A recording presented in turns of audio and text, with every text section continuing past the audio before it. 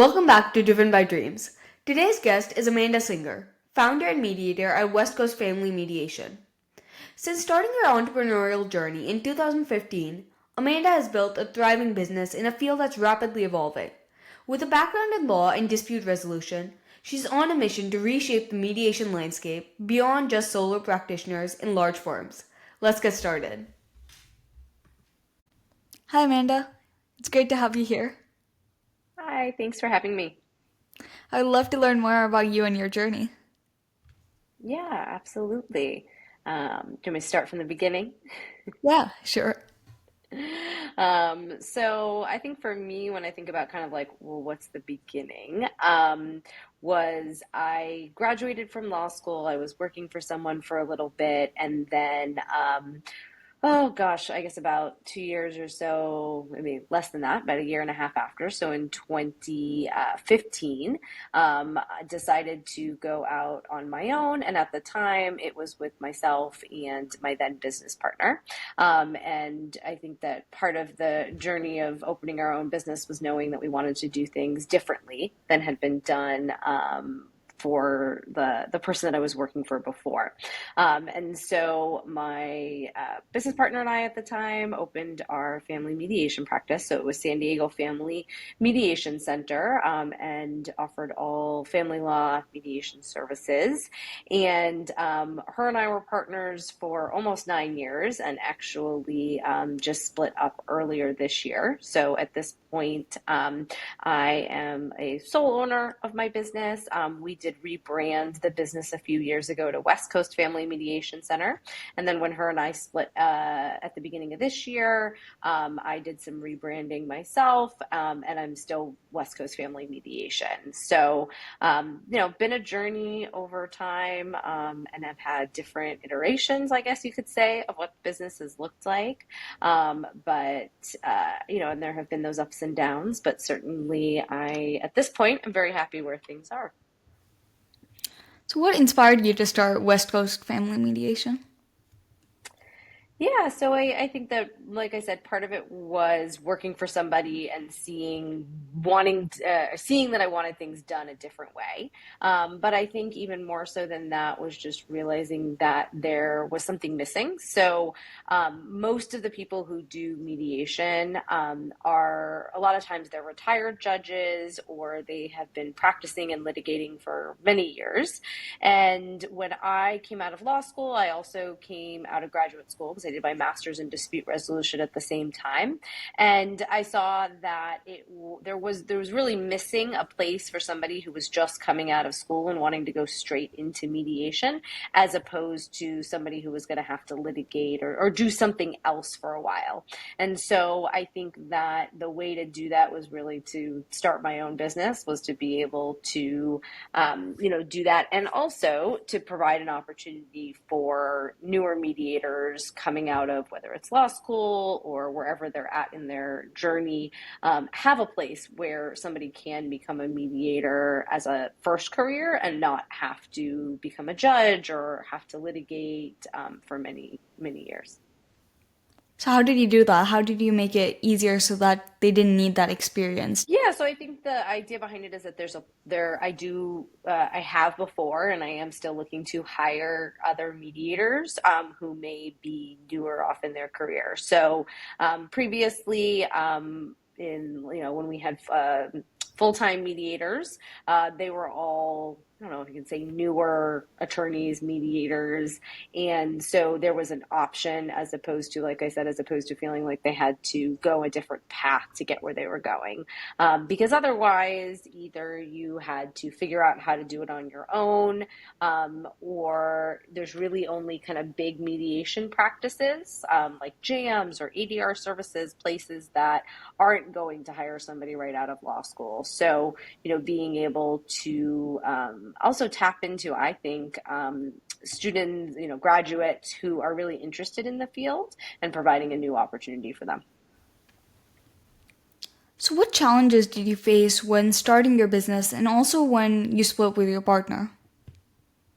Yeah, so I think in starting the business, it was not knowing much, honestly. I think that, it was gosh, almost 10 years ago now. And, I went to law school. I didn't go to business school. Not sure, whether they teach that in business school either, but I think there was just so much that, didn't really know. I would say that definitely on the financial side of things, I think it was kind of just figuring things out as we went, like how much should we be spending on our operating costs? Should we be doing for taxes? What should we be doing for, paying ourselves? Like, what did all of that look like? I would also say, and this ties into kind of some of the challenges when I did also split up with my partner, but I think that, her and I went into it pretty quickly. And I think that anybody who is going to go into a partnership, a business, any kind of partnership, a marriage or a business relationship, you really should take time to figure out and make sure that it's going to be a good fit. And so I think we had a lot of challenges along the way because we wanted things to look different for the business. And so, where there were times when I wanted to reinvest money in the business to grow, she might not have been on the same page about that. And so I think that, when you start a business, if you're going to have a partner, a lot of times people just jump into it and you don't think there's going to be any issues, and then there always are. So, even being an attorney, our partnership agreement wasn't the best, like all of those kind of things that I think to be considered. And, realizing over time that the challenges that her and I faced as partners were just more than I think we could overcome. And the way that I kind of looked at it wasn't working for either of us. And I think that a partnership needs to work for both people. And when that happened, although it was difficult to, take that plunge and say, okay, it's time, like we need to split, being able to realize that was what needed to happen. The challenges there were figuring out an agreement that we both felt comfortable with. Neither one of us have left the mediation field. I kept the business name, I kept the website, and I did, we worked out an agreement for some of those assets, but she is also still in the mediation field and is just using a different business name and, started things on her own. And so I think it was figuring out a way to make it work for us both in the future. And we really wanted to do things amicably. We talked about practicing what we preach with our clients. And, I think that going through a business divorce is very similar to going through a divorce, which is what most of my clients are going through. And to be able to work together amicably and reach a resolution was really important to both of us. You mentioned your clients and how you sort things out with them. So why do you believe mediation is a better approach for families than litigation? Yeah, so I think there's a lot of reasons. First and foremost, when there's kids involved, especially kids that are minors, so under the age of 18, it's really better for the kids to not have the parents go through court. And that's because the court process is automatically kind of pits them against each other. It's not about working together and finding a resolution. It's really about one person against the other.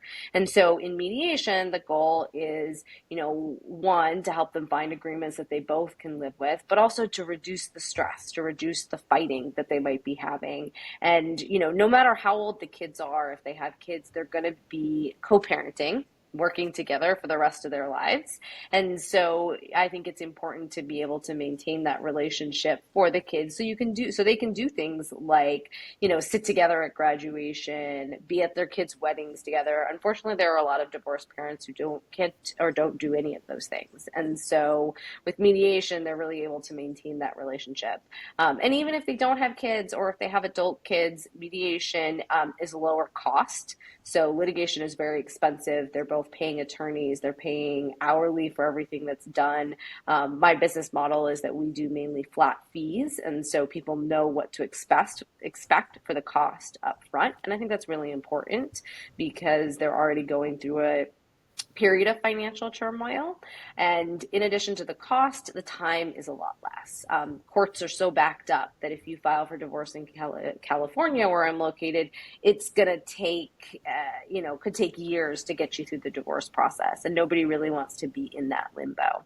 So I think all of those are reasons why people benefit from mediation. And although not everyone can mediate, I think that there is a lot of people who just don't know it's an option.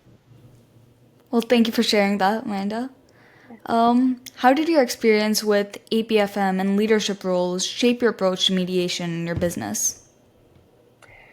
Yeah, so APFM, which is the Academy of Professional Family Mediators, is a nationwide organization that I got involved with pretty early on in my mediation career. And I think that one of the ways that it shaped it is being able to connect with other like minded professionals around the country.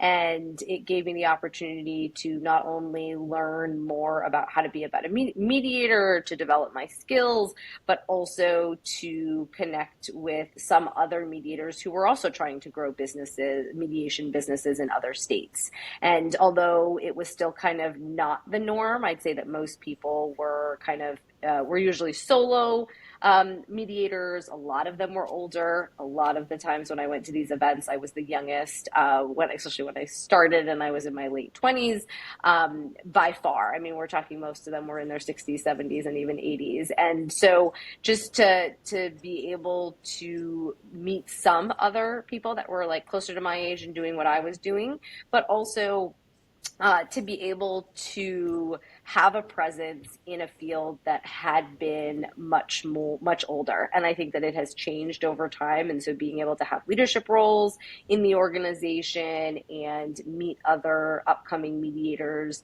has been wonderful. And then some of the other leadership stuff I've done is here in San Diego, we have Lawyers Club of San Diego. And so being on the board of that organization has really gotten me more involved in the San Diego legal community. And I think that's also important, is just being involved in the community that I live in here, and being able to meet other attorneys and just have that experience. And then also Lawyers Club is really about, their mission is about advancing the status of women in law and society, and I think that for me that's really important as well. Other than advancing the status of women, where do you see the future of family mediation heading, and how are you adapting to changes in the legal or mediation landscape? Yeah, so that's an interesting question, because I think that, as I'm sure a lot of people are thinking about now, is what is AI going to do to so many of our fields? And one of the things I'm just trying to think about is how to integrate it, right? I think that the professionals, it's not, are we going to be replaced by it, but it's, if you're not willing to use AI and find ways to make yourself more efficient and provide better customer service and provide a better product to customers, I think that is going to be the issue, right? That's the people that I think aren't going to be able to set themselves apart. And so I think that, the future, I don't think mediation is going anywhere. Honestly, I think it's only growing. I see more and more people interested in being mediators. And I also see more and more people wanting to do mediation. So even as there are more competitors, in a sense, in the marketplace of other mediators, my business has still grown. And there is still many, people looking for mediators. And also outside of kind of the normal divorce mediation, I think it's also been expanding into other kind of practice areas. So one of the things that I do more of, and I've kind of established with my business and other mediators, is doing premarital mediation. So working with couples on the front end to draft a premarital agreement, also known as like a prenup or a prenuptial agreement, and really trying to have those conversations with them up front so that hopefully they actually don't end up back in a mediator's office for a divorce. But if they do, they've had conversations and they've really kind of set out what they want. So I think that is another way, is really expanding services, finding ways that as a professional you can be creative and grow your business in ways that others aren't. You mentioned AI. So, even though AI won't take the place of mediation, do you see AI transforming your business, operations, and strategy in the coming years? Absolutely. It's something that my husband and I are talking a lot about. My husband also owns his own business. He's a financial planner. And so, we try to think about what is the future going to look like? And I think that, like I kind of said before, I think the biggest thing is finding ways to use it to be more efficient, right? So that you're able to either provide a better service, more of a service to the client, or service more clients, right, in the time that you had before, and at a cost that is reasonable to the clients, right? I think that as inflation goes up and costs always go up, if you're more efficient, you're able to not necessarily always have to pass that cost along to the clients, which is what happens a lot of times now. And so I think that looking at the ways that AI can help with, and has already, one of my full-time employees is wonderful at figuring out ways for us to automate and, use a lot of the software that we're using already to be more efficient, has allowed us to provide a better process for the clients and, the efficiency that's important to us. What personal qualities do you think are most important for being a successful mediator? To be a successful mediator, I think there are a few different things. I mean, one, you've got to be a good listener, because what I do for most of my day is I spend listening to clients. A lot of times I compare it to feeling like a therapist sometimes. Today I had clients where it turned into almost a therapy session. I had to tell them I'm not a licensed therapist, so, this might not be the right place. But it really is about listening. It is also about, it's not just hearing what they say, but what they don't say, and helping them both realize what the other person was trying to say. So a lot of times I see what they're both trying to say, but they're not hearing it from the other person. And so it's being able to listen and then take that and put it into your own words so that they can both hear you. Additionally, I think a good mediator has to have patience. My clients' emotions run the gambit. Sometimes they come in and they're super charged up and they might be angry or frustrated or something with their spouse.